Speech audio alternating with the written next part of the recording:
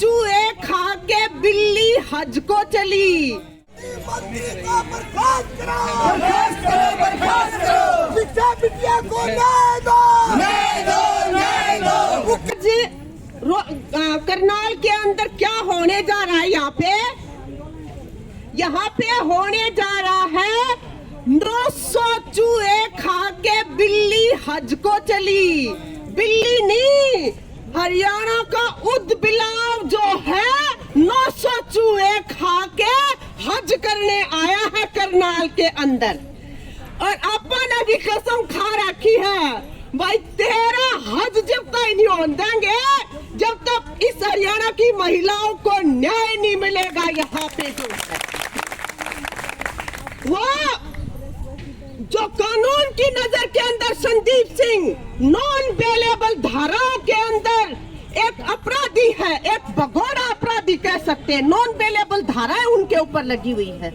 उसके लिए विधानसभा के अंदर तमाम मान मर्यादाओं को ताक पे रख के और मतलब ताल ठोक ठोक के कह रहा नहीं हटाऊंगा, मंत्री को नहीं हटाऊंगा, नहीं हटाऊंगा। ये उनको लिहाज आनी चाहिए कि वो अपने पूरे हरियाणा के सामने किस तरह का एग्जाम्पल सेट कर रहे हैं। भाई ये तरीका है कोई बात करने का? इस तरीके से तो ये लगता है कि केवल संदीप सिंह नहीं, ये जो उदबिलाव है यहाँ तक तार जुड़े हुए हैं इस पूरे घटनाक्रम के। जो नहीं तो ऐसे कोई मुख्यमंत्री बात करता नहीं है विधानसभा के अंदर, वो भी। और दूसरी तरफ हमारी जो बहादुर बेटी है, जो इंटरनेशनल प्लेयर है, जानी मानी इस देश की, जिसने मेडल जीते हैं दुनिया के पैमाने पे इस हरियाणा के लिए, वो बेटी जिनके जो पिता है वो +2 के प्रिंसिपल रहते हुए अनेकों बार उनको सम्मानित किया गया है सरकार के द्वारा बेस्ट टीचर के लिए जो है, उसके नाना दादा जो है वो ये फ्रीडम फाइटर रहे हैं। उस लड़की के लिए क्या बोलता है वो भी सुनो कि किसी लड़की ने कोई अनर्गल आरोप लगाए हैं, मतलब बकवास आरोप लगाए हैं। और जबकि अब तक जो है जांच नहीं हुई है, तहकीकात नहीं हुई है, न्यापा नहीं हुआ है, उससे पहले वो ये जो बोल रहा है, ये जो है संकेत दे रहा है सारी एजेंसीज को।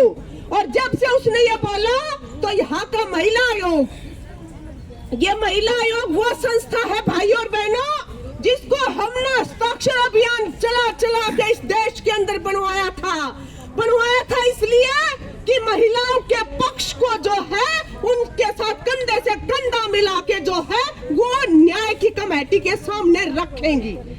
लेकिन वो ही उसकी चेयरपर्सन क्या बात कर रही है, एक वो छबीली बना रखी है उसकी चेयरपर्सन, और शी डज नॉट नो क्या महिला आयोग की जिम्मेवारी क्या है। वो कह रही है धड़ल्ले से टेलीविजन पर आकर कि मैंने मंत्री जी से बात करी 1 घंटा, और मंत्री जी की बातों के बाद मुझे ये जो आरोप है ये अविश्वसनीय लगते हैं। शेम शेम, तुम लड़की के पास जाना चाहिए था, तुम्हें जरा सी भी अपनी ड्यूटी का पता है तो लड़की से पूछना चाहिए था कि किस तरह से ये हरकत की उसने, और उसके साथ खड़ा होना चाहिए था। लेकिन क्योंकि मुख्यमंत्री अनर्गल कह चुका है तो सारे लाइन में लग रहे हैं उसके साथ। जो है जो सिक्योरिटी के लिए पुलिस दी हुई है उसको, लड़की को, वो सुरक्षा की बजाय उसकी निगरानी करती है। और अब तो हद यहाँ तक हो गई कि उसको जहर दे के मारने की कोशिश की गई। वो पिता डर के अपनी लड़कियों को घर लेके आए, 4-5 दिन उनको घर रखा है, तब जाके उसकी तबीयत जो है थोड़ी सी ठीक हुई है।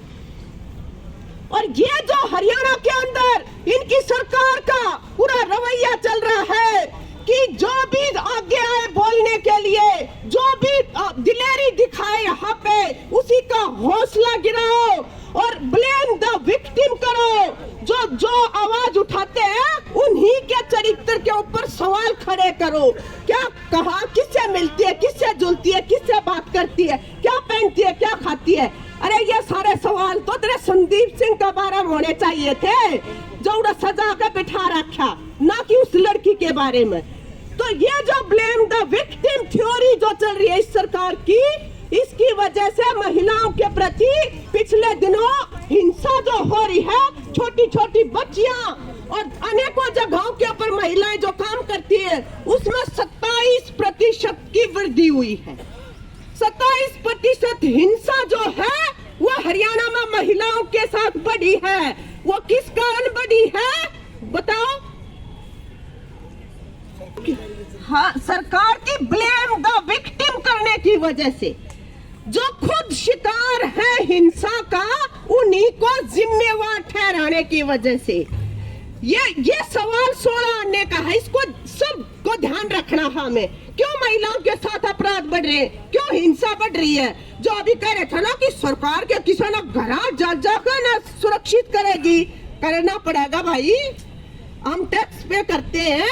इस हरियाणा की महिलाएं वो महिलाएं हैं जो सारी दुनिया में इसका परचम फहरा रही है, चाहे खेल हो, चाहे उसके अंदर जो है साहित्य हो, चाहे पढ़ाई हो, और चाहे कमाई हो, मतलब खेत खलिहानों के अंदर, फैक्ट्रियों के अंदर। तो आपको हमें प्रोटेक्ट करना पड़ेगा। आपकी ये जवाबदेही है इस सरकार की जो है। और केवल महिलाओं के लिए नहीं, अभी दूसरे साथियों ने भी बताया। साथियों, यहाँ पे कोई भी किसान आवाज उठाते, चौकीदार आवाज उठाते, मजदूर आवाज उठाते, स्कीम वर्कर्स आवाज उठाती है, कर्मचारी आवाज उठाते हैं, सबका मनोबल गिराने का काम कर रही है ये सरकार। 5-5, 6-6 महीने उनसे बात नहीं करती। सरपंचों के साथ अभी यहाँ पे क्या किया गया?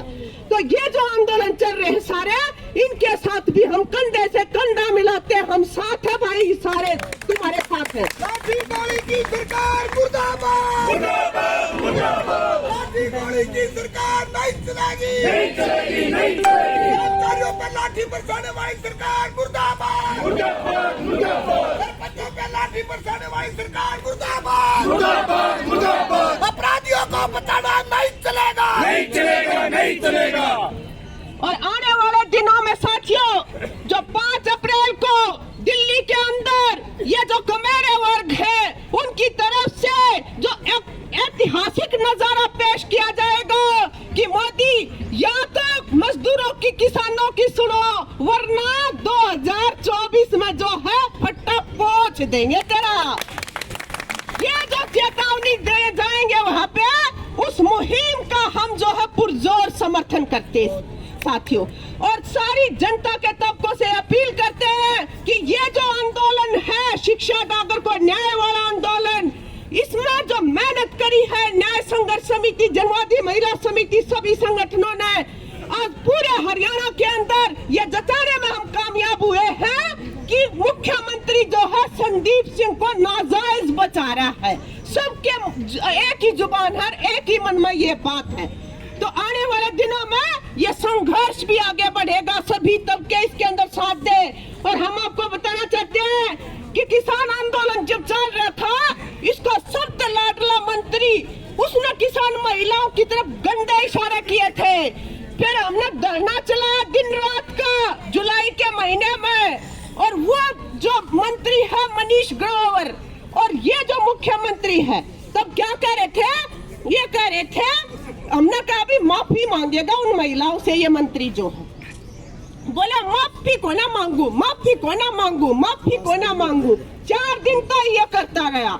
जैसे ही हमने इस तरह से वातावरण बना के पूरे हरियाणा की न्याय पंचायत का आह्वान किया, उसी शाम को आके बोले कित माफी मांगनी है जी, क्यों कर माफी मांगनी है जी, ये पूछने लगे हमारे से।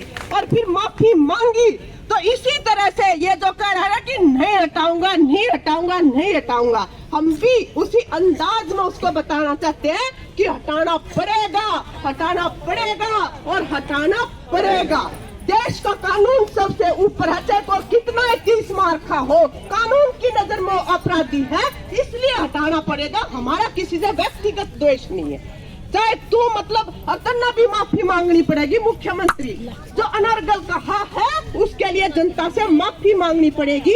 इस संकल्प के साथ मैं अपनी बात को खत्म करती हूँ। आप लोगों ने बातचीत सुनी। जय जनता, जय संघर्ष।